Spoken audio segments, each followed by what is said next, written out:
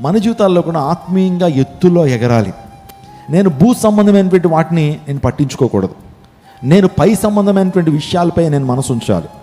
ఆత్మ సంబంధులు పైన ఉన్న విషయాలపై మనసు ఉంచుతారట, కానీ శరీరానుసారులు భూ సంబంధమైన విషయాల్ని ఏం చేస్తారట? మనసు ఉంచుతారట. నువ్వు ఆత్మీయులు ఎదుగుతున్నప్పుడు భూ సంబంధమైన పాపాన్ని, శరీరాశల్ని, లోకాశల్ని, జీవపడంబాన్ని ఎక్కువగా పెద్ద పట్టించుకో.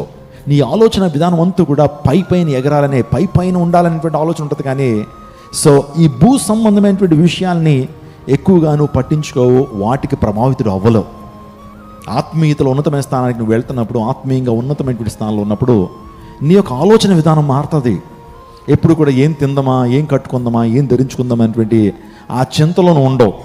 వీటన్నిటిని విడిచిపెడతావు, ఒక రేల్లోకి నువ్వు వెళ్తావు. ఆత్మీయంగా ఏం చేస్తూ ఉంటావు? నువ్వు ఫలిస్తూ ఉన్నప్పుడు ఆత్మలో పరవశిస్తుంటావు.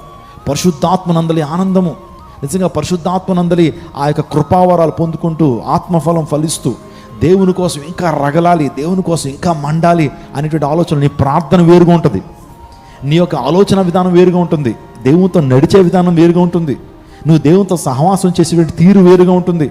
ఎవరు నిన్నేమన్నా అన్నారని సరే, నువ్వు భూ సంబంధమైన వ్యక్తివి అయితే దాని గురించి మదన పడిపోయి నెలలు బాధపడతావు. కానీ ఆత్మ సంబంధ వాటిని ఏం చేయడు? పట్టించుకోడు. స్తోత్రం చెప్పండి. హల్లెలూయా.